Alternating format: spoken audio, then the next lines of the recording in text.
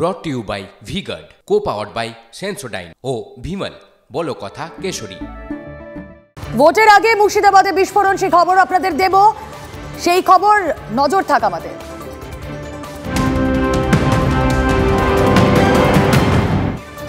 আর এই ভোটবঙ্গে বিস্ফোরণের ঘটনা আবারও বিস্ফোরণ রেজিনগরে।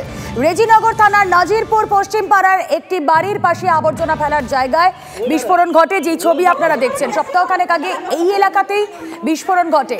আজ সকালেও রেজিনগরে ড্রাম ভর্তি বোমা উদ্ধার হয়। কথা বলবো আমাদের প্রতিনিধি কৌশিক, প্রতিনিধি রয়েছেন সঙ্গে। কৌশিক, মুর্শিদাবাদে একটা বোমাবাজির ঘটনা না ঘটাটাই যেন এখন মানে সত্যি শিরোনামে থাকার মতো বিষয়।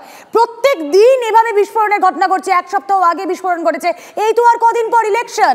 এই ছবি যদি থাকে তাহলে নিরাপদে ভোট দিতে যেতে পারবেন ভোটাররা?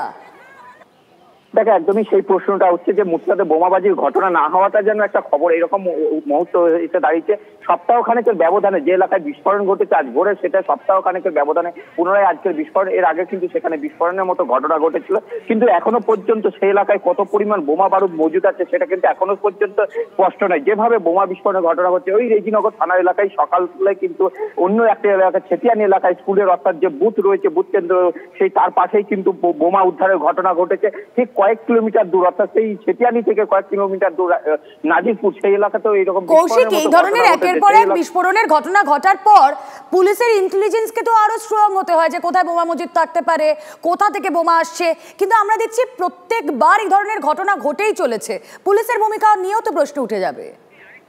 একদমই তাই, পুলিশের ভূমিকা নিয়ে প্রশ্ন উঠছে। কারণ এর আগে সপ্তাহখানেক আগে যেখানে বিস্ফোরণের ঘটনা ঘটেছিল সেখানে কিন্তু পুলিশ পর্যন্ত যায়নি, এমনটা কিন্তু গ্রামবাসীদের অভিযোগ উঠেছিল। তাহলে সেই জায়গায় দাঁড়িয়ে যে আরো বোমা মজুদ নেই সেটা কিন্তু বলাই বাহুল্য। হয়তো বোমা মজুদ থাকতে পারে। যেভাবে বিস্ফোরণ সপ্তাহখানেকের ব্যবধানে এখানে বিস্ফোরণ ঘটলো এবং সেটিয়ানিতে যেরকম ঘটনা ঘটছে, একের পর এক ঘটনা কিন্তু প্রশ্ন তুলে দিচ্ছে এবং পুলিশের যে ইন্টেলিজেন্স সেটাও যেন কোথাও ব্যর্থতা, এরকম একটা প্রশ্ন তুলে দিচ্ছে।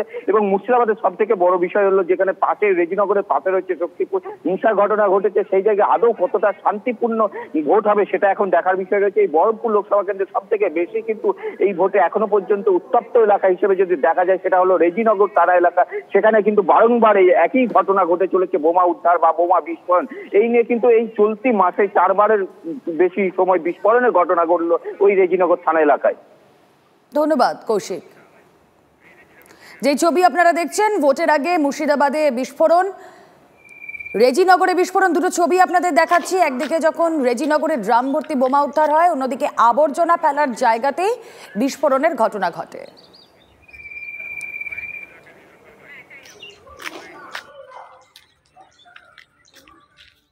তিনটি 45-এ দেখে ব্যাকওয়ার্ড আওয়াজ হয়েছে, দিয়ে ঝমঝম ঝমঝম করে হয়েছে। এবার আমি দুইরে বারান্দায় শুয়ে আছি, আমি মনে করছি ঘর ভেঙে পড়বি। হ্যাঁ, আমি পালাই যাচ্ছিলাম, দিয়ে খানিক বাদ দেখছি এই অবস্থা।